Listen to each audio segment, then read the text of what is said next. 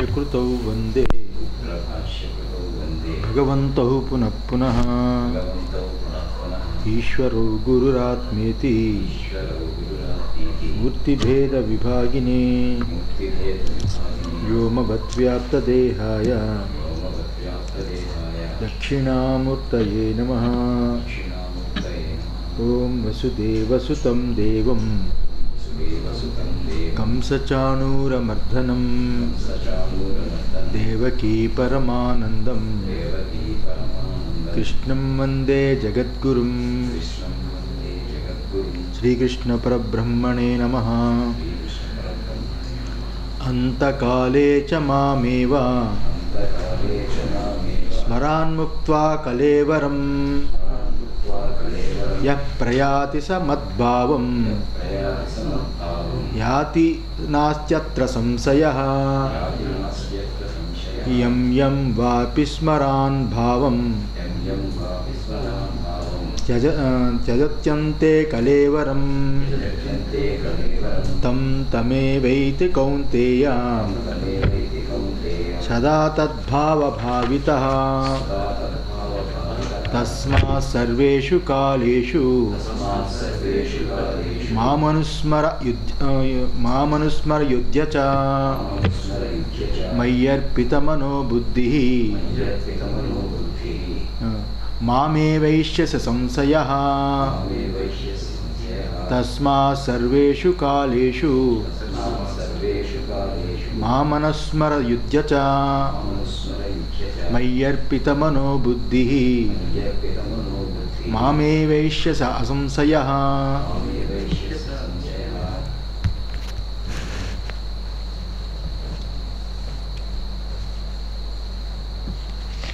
నిన్నంతా కూడా ఆ యొక్క అంతఃకరణ ఏదైతే ఉంటుందో అంతఃకరణ గురించి చెప్పుకుని ఎవరెవరైతే ఏ దేవతల్ని స్మరణ చేస్తారో ఆ దేవతల్ని పొందుతారో వాళ్ళనే పొందుతారు.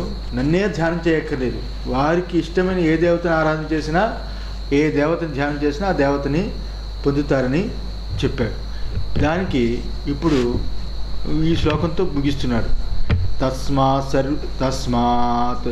సర్వేషు కాలేషు మాం అనుస్మర యథాశాస్త్రం యుధ్య చ యుద్ధం చ స్వధర్మం కురు మయి వాసుదేవే అర్పితే మనోబుద్ధి యస్య తవ సత్వం మయ్యర్పిత మనోబుద్ధి సన్ మామేవ యథాస్మృతం ఏష్యసి ఆగమిష్యసి అసంశయో న సంశయో అత్ర విద్యతే.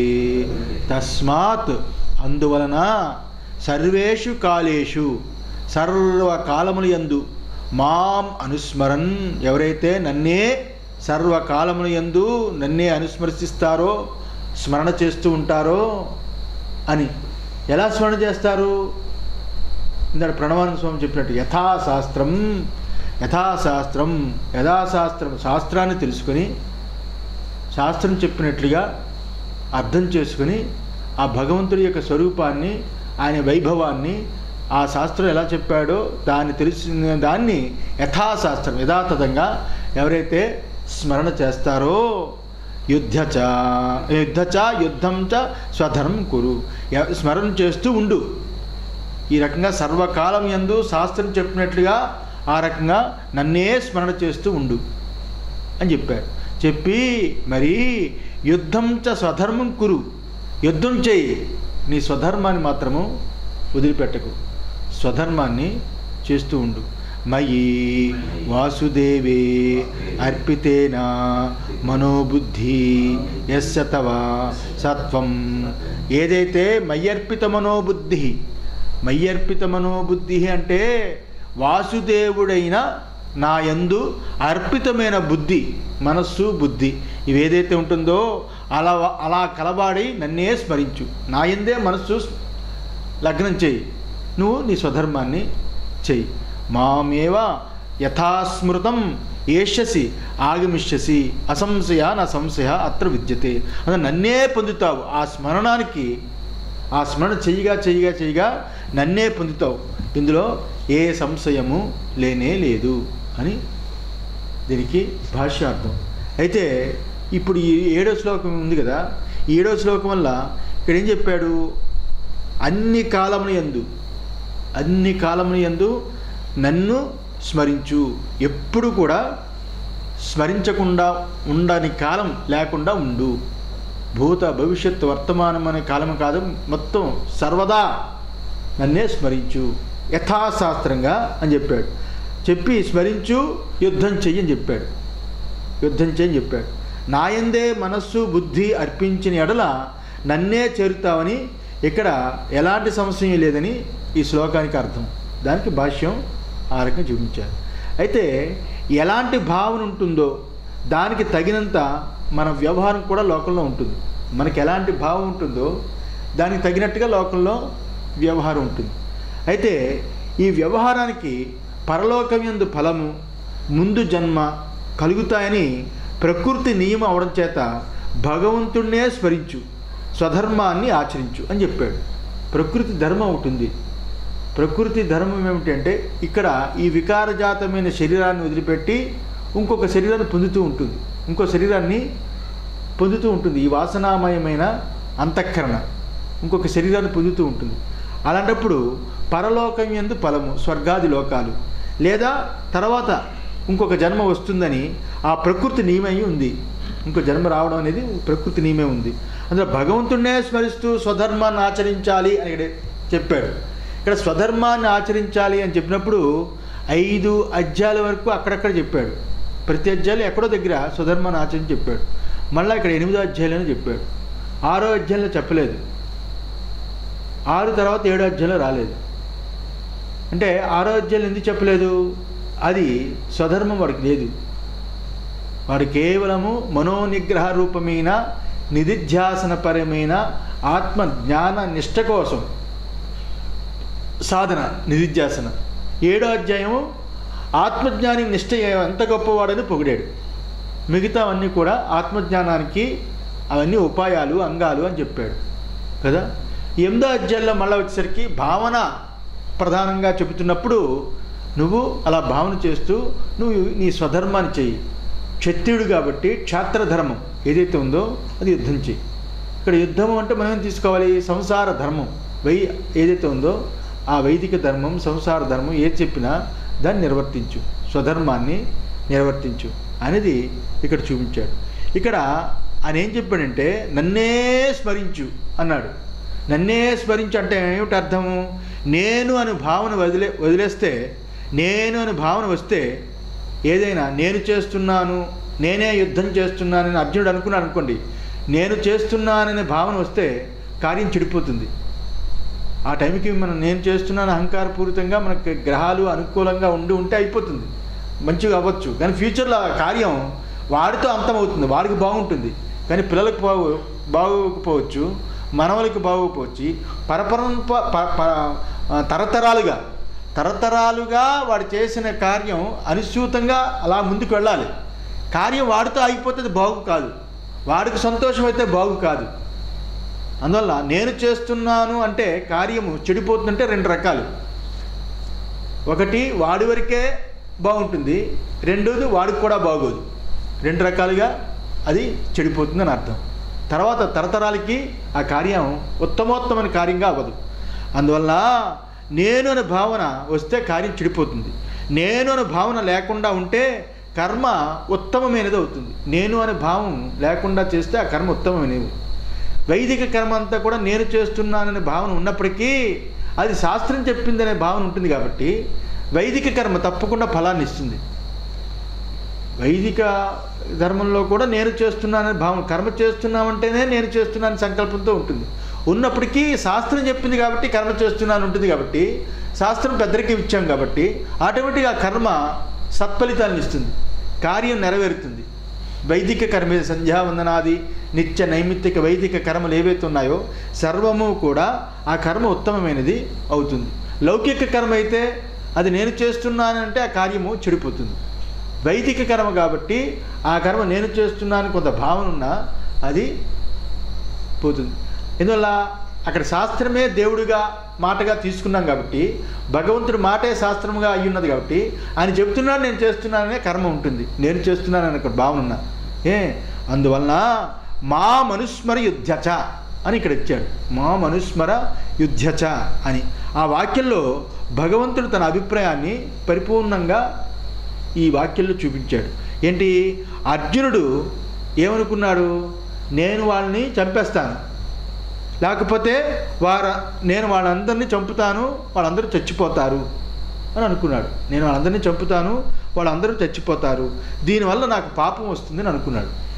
దీనివల్ల నాకు పాపం వస్తుంది కదా, నీ అండ చూసుకొని నేను వీళ్ళందరితో యుద్ధం చేస్తే వీళ్ళందరూ ఇక్కడ ఉన్న సైనికులు వాళ్ళు చచ్చిపోతారు, చనిపోతే వాళ్ళ భార్యలందరూ కూడా విధవ స్త్రీలు అయిపోతారు, మళ్ళా అంతా కలుషితం అయిపోతుంది, వర్ణాశ్రమ ధర్మం చెడిపోతుంది, దీనివల్ల మూలం నాకు దెబ్బ తగులుతుంది, నేనే కదా దానికి కారణమయ్యాను, అందువల్ల పాపం వస్తుంది అనే భావంతో అర్జునుడు ఉన్నాడు. ఇలా ఉన్నప్పుడు నేను పూజ్యులైనా అని ఉన్నాడు, ఆ పాపం వస్తుంది. ఇంకా చెప్పాలంటే నేను పూజ్యులైన భీష్మ ద్రోణాదులు కూడా వాడితో యుద్ధం చేయాల్సి వస్తుంది. భీష్మ ద్రోణాదులు ఎవరైతే ఉన్నారో వాళ్ళతో యుద్ధం ఎలా చేస్తాను నేను, నా తాతలు గురువులు వాళ్ళు కదా, వాళ్ళతో యుద్ధం ఎలా చేస్తాను, బయట వాళ్ళు సైనికులు చంపితే పాపం వస్తుంది, చిన్నవాళ్ళు పాపం. భీష్మ ద్రోణాదులు అంటే ఒక పక్క గురువు, ఇంకో పక్క ఆ యొక్క తాత, వీడిని చంపితే ఎలా చంపాలి నేను, ఆ బంధువు కదా, వాళ్ళందరూ నా వాళ్ళు కదా అని ఈ రకంగా యుద్ధం ఎలా చేయాలి అని అహంభావంతో అతను మూఢుడై కూర్చున్నాడు కదా, మూఢుడై కూర్చున్నాడు. అప్పుడు కదా అర్జునుడికి శ్రీకృష్ణ భగవానుడు గీత ఉపన్యాసం చేయాల్సి వచ్చింది. అందువల్ల ఇక్కడ మా మనుస్మర యుద్ధచ అని చెప్పడానికి ఇక్కడ మా మనుస్మర అనే మాట ఈ అధ్యాయంలో వచ్చింది. యుద్ధం చేయి అన్ని చోట్ల వచ్చింది. 8వ అధ్యాయంలో భావనాత్మకమైన ధ్యానం ఈ యొక్క సాధన చెప్తున్నప్పుడు మా మనుస్మర అనేది చెప్పాడు. ఏమని, ఇలాంటి దానికి ఉత్తమమైన వ్యవహార రహస్యాన్ని భగవంతుడు ఇక్కడ చూపించాడు. ఏంటంటే నేను అనేది నా యందు అంతర్గతపరిచి వ్యవహారం చెయ్యని చెప్పాడు. నేను అనేది నీ దగ్గర ఏదైతే నేను చేస్తున్నాను అన్నానో ఆ నేను అనేది నాకు అర్పించి నాలో అంతర్గతం చేసి నువ్వు కర్మ చెయ్యి అని ఇక్కడ చెప్పినట్లు అయింది.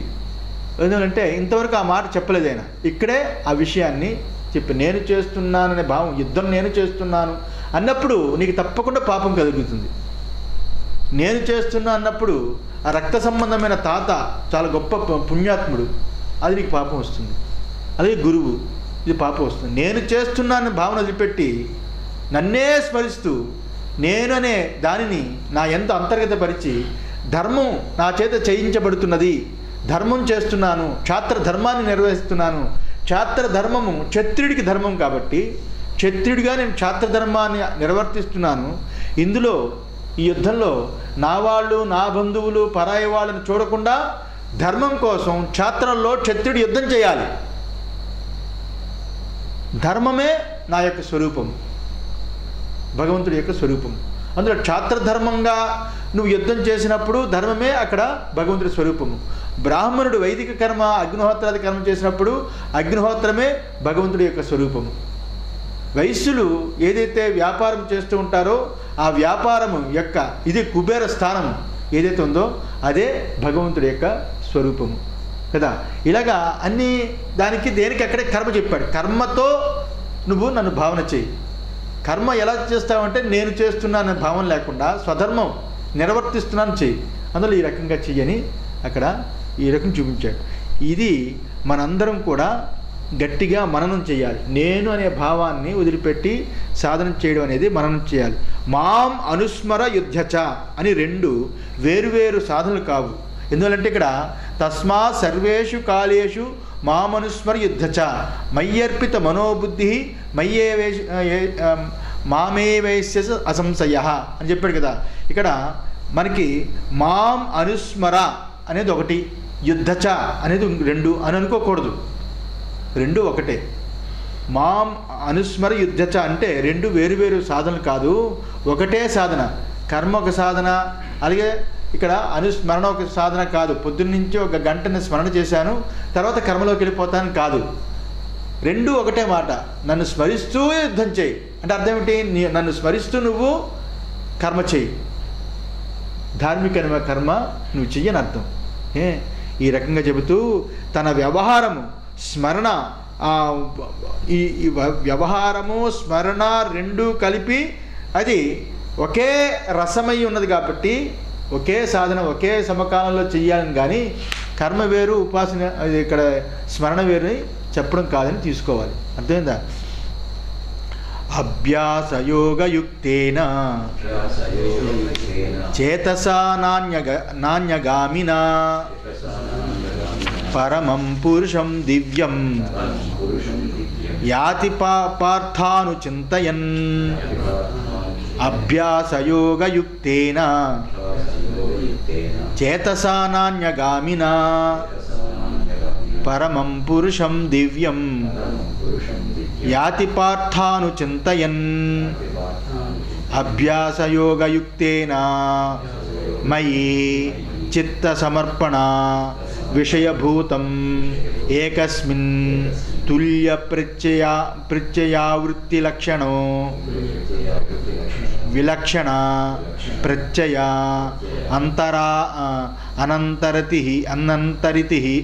అనంతరితః అభ్యాసః సచ అభ్యాసో యోగః తేన యుక్తం తత్ర ఏవ వ్యావృతం యోగినః చేతః తేన చేతసా నా అన్యగామినా నా అన్యత్ర విషయాంతరే గంతుం శీలం అస్య ఇతి నా అన్యగామి తే నాన్యగామినా. అది అభ్యాసయోగయుక్తేన. ఇలాగ ఒకటే దానికి ఇంత పదం ఉంటుంది, దాన్ని విడగొట్టుకొని చెప్పడం అంటే అప్పుడు అదవుతుంది. పదాన్ని కట్ చేసి అనుకోండి అది ఇక్కడ చెప్పదు. ఇదంతా ఒకటే మాట, ఒకే దానికి సంబంధించింది. అభ్యాసయోగయుక్తేన, అభ్యాసయోగయుక్తేన అంటే అర్థం చెప్తున్నాడు. మయి నా యందు చిత్త సమర్పణ విషయభూతం, చిత్తాన్ని సమర్పించడము ఏదైతే ఉందో చిత్త సమర్పించడానికి విషయమై ఉన్న ఏకస్మిన్ అంటే నా ఒక్కడి యందే అని అర్థం.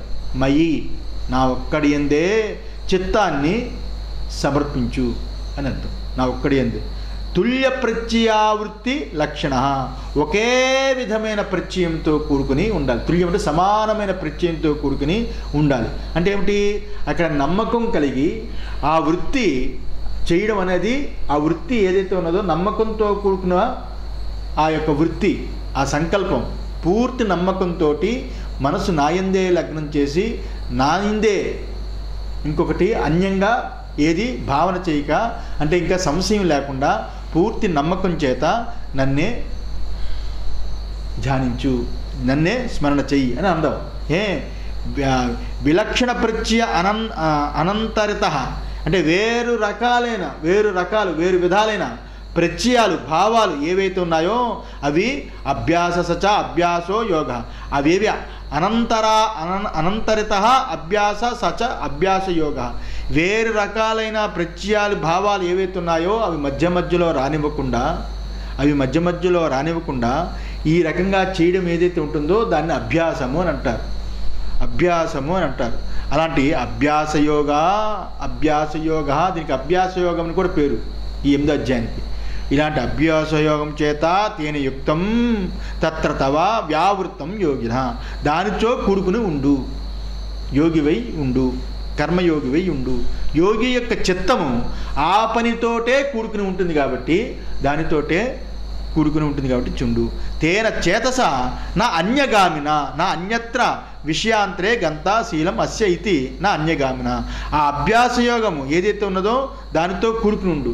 ఈ యోగము యొక్క చిత్తము ఆ పనినే చేస్తున్నట్టుగా ఆ వృత్తితోటే ఆ దీంతో ఉండేట్టుగా ఆ చిత్తాన్ని ఉంచు.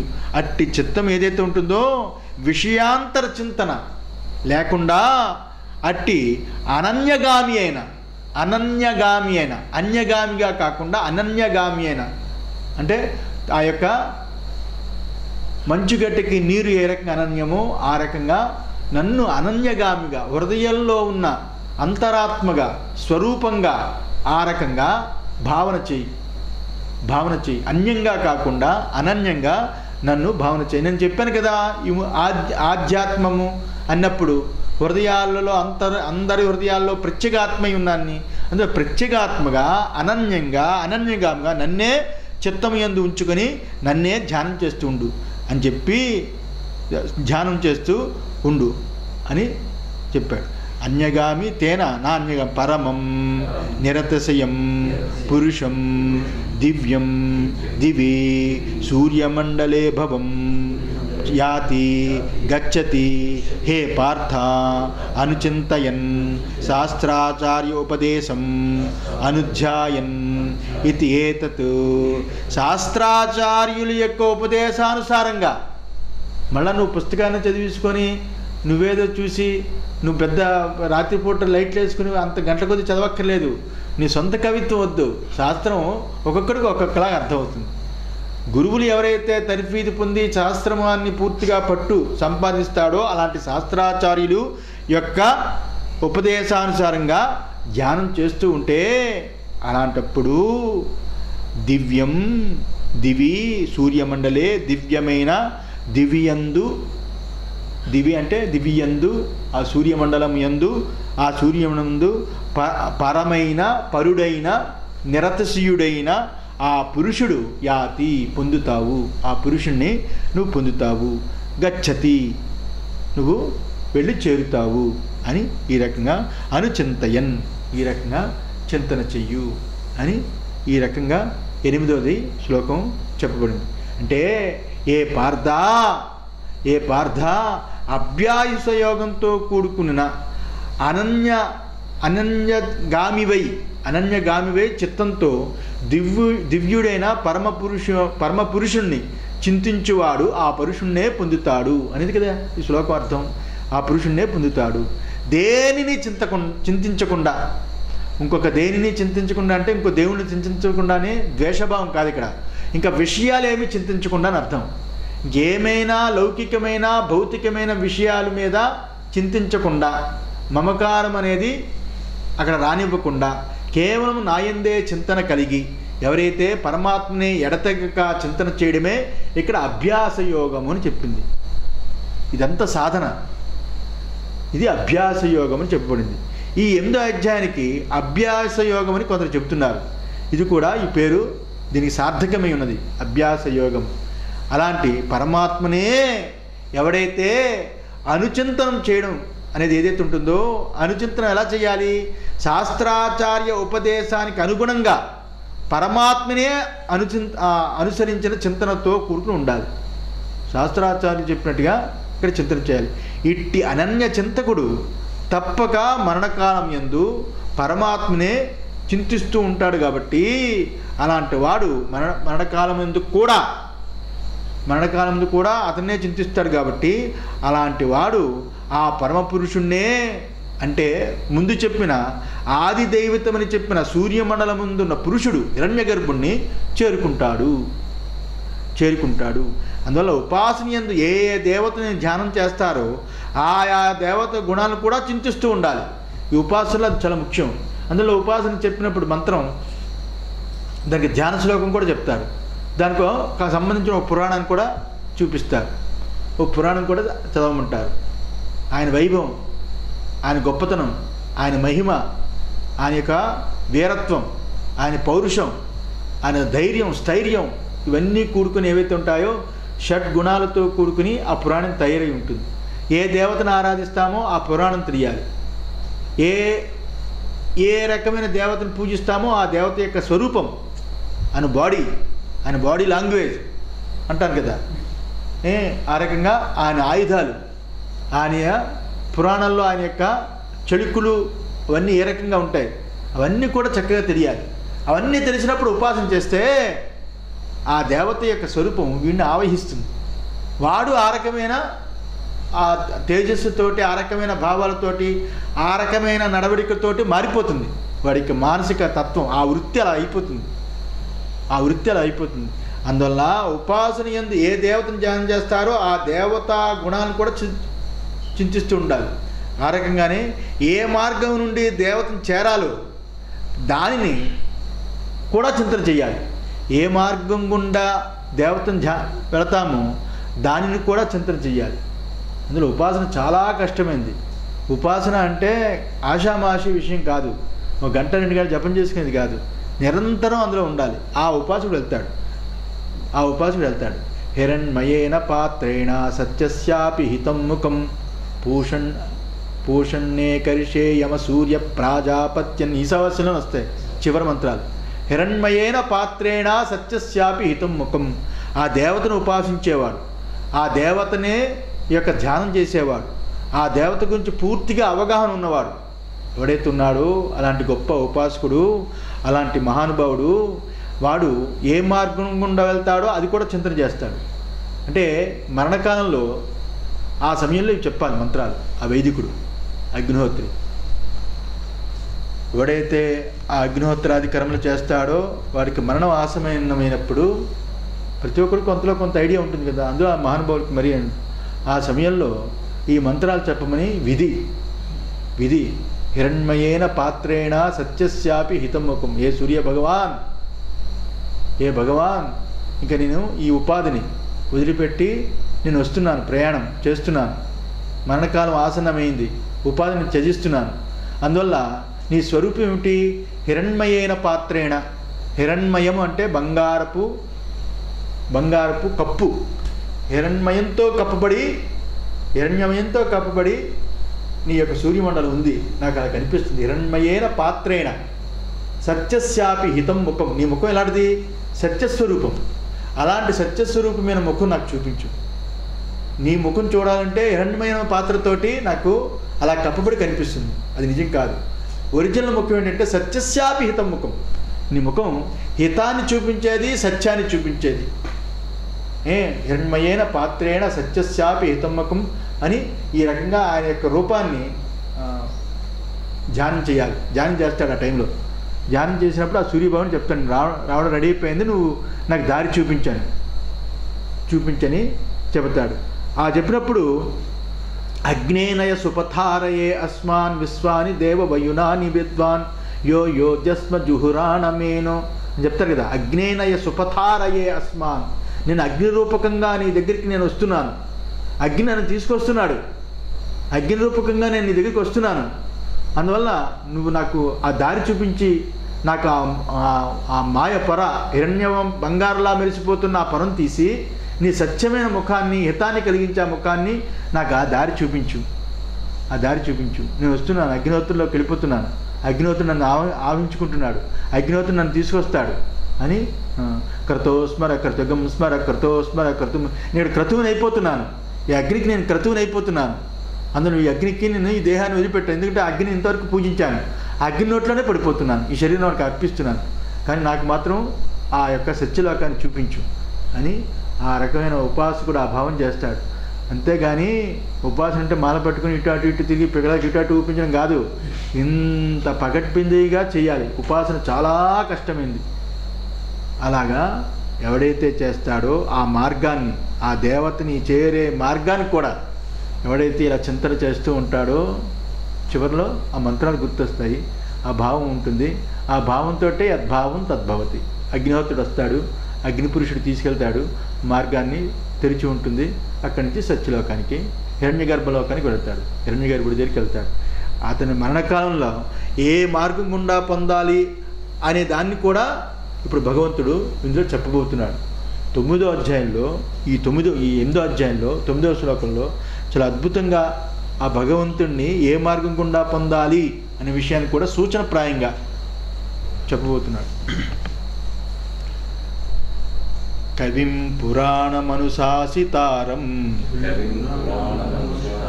అనోరణీయాం సమనుస్మరేద్యః సర్వస్య ధాతారమచించ రూపం ఆదిత్యవర్ణం తమసః పరస్తాత్. కవిం పురాణమనుశాసితారం అనోరణీయాం సమనుస్మరేద్యః సర్వస్య ధాతారమచించ రూపం ఆదిత్యవర్ణం తమసః పరస్తాత్. ఇది మననం చేయాలి. ఈశావాస్యంలో వైదిక మంత్రం చెప్పాం. దాన్ని ఇక్కడ శ్లోకరూపకంగా అద్భుతంగా భగవంతుడు ఆ మార్గాన్ని ఏ రకంగా పొందాలి, ఏ మార్గాన్ని ఏ రకంగా దాన్ని పొందుతామో అది కూడా పాపం ఆయన సూచన ఇస్తున్నాడు. కవిం క్రాంతి దర్శనం సర్వజ్ఞం పురాణం చిరంతనం. అది కవిం. కవి అంటే ఏమిటి? క్రాంతి దర్శనం. శంకరాచార్యుల వారికి అది ఇష్టమైన మాట. ఎక్కడ వస్తుంది మళ్ళా కవి అనే మాట? ఈశావాస్యంలో వస్తుంది. ఈశావాస్యంలో వస్తుంది. అకాయవం వ్రణం అక్కడ వస్తుంది. 300-400. కవిం క్రాంతిదర్శి అంటారు. క్రాంతిదర్శి అంటే అతను క్రాంతిదర్శి అంటే పూర్తి జ్ఞానం ఉన్నవాడు, ఆ యొక్క పరమాత్మను దర్శించేవాడని. కవి అంటే క్రాంతి, జ్ఞానాన్ని దర్శించేవాడంటే పరమార్థాన్ని దర్శించేవాడని. వాడెవరు? క్రాంతిదర్శి అంటే ఎవరు అనుకుంటున్నారు? సర్వజ్ఞుడు. క్రాంతిదర్శి సర్వజ్ఞుడు.